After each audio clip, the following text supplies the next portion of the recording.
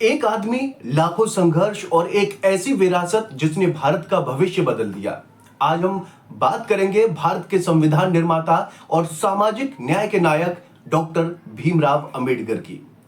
हम सबने डॉक्टर भीमराव अंबेडकर को संविधान निर्माता, समाज सुधारक और दलितों के मसीहा के रूप में जाना है। लेकिन क्या आप जानते हैं कि उनके जीवन की कुछ ऐसे किस्से हैं जो शायद ही किसी किताब में मिले। आज हम आपको बताएंगे डॉक्टर भीमराव अंबेडकर की अनकही कहानी जो आपके दिल को छू लेगी। लेकिन उससे पहले आपसे निवेदन है, अगर आपको मेरे द्वारा दी गई जानकारी पसंद आए तो लाइक, शेयर और कमेंट जरूर करें, क्योंकि आपका एक लाइक मेरा हौसला बढ़ाता है। तो चलिए शुरू करते हैं। साल 1913, 22 साल के भीमराव अंबेडकर पहली बार अमेरिका पहुंचे। कोलंबिया यूनिवर्सिटी में पढ़ने के लिए उन्हें बड़ौदा राज्य से स्कॉलरशिप मिली। नई दुनिया, नए लोग, पर भीमराव अंबेडकर के दिल में पुराना दर्द जातिवाद का। एक रात न्यूयॉर्क की सड़कों पर चलते हुए उन्होंने एक गरीब काले व्यक्ति को ठंड से कांपते हुए देखा। भीमराव ने अपना कोट उतारा और उसे दे दिया। कुछ ही देर बाद एक स्थानीय व्यक्ति ने उनसे पूछा, तुम कौन हो? क्या तुम भारतीय हो? अंबेडकर ने जवाब दिया, हाँ, लेकिन भारत में मैं इंसान नहीं माना जाता। ये वो पल था जब उन्होंने दुनिया के सबसे बड़े लोकतंत्र का सपना देखना शुरू किया। ऐसा भारत जहां कोई भी अपनी जात या धर्म के कारण नीचा न समझा जाए। विदेश से लौटने के बाद अंबेडकर ने दलितों और पिछड़े वर्गों के अधिकारों के लिए संघर्ष शुरू किया। उन्होंने महान सत्याग्रह जैसा आंदोलन चलाया, जहां उन्होंने सार्वजनिक तालाब से पानी पीने का अधिकार मांगा। उन्होंने मनुस्मृति का दहन किया, उस ग्रंथ का जो जातिवाद को बढ़ावा देता था। अंबेडकर ने स्पष्ट कहा, मैं किसी समाज की प्रगति को उस समाज की महिलाओं की प्रगति से मापता हूं।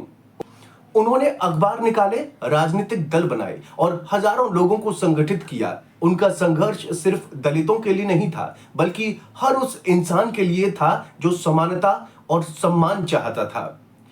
एक और कहानी बड़ी प्रसिद्ध है, गांधी जी और अंबेडकर के बीच के मतभेद की। लोग मानते हैं कि यह सिर्फ आरक्षण को लेकर था, लेकिन असल बात बहुत गहरी थी। दरअसल डॉक्टर अंबेडकर मानते थे कि जाति व्यवस्था को पूरी तरह खत्म किया जाना चाहिए। वहीं गांधी जी इसे हरिजन सुधार से ठीक करने की बात करते थे।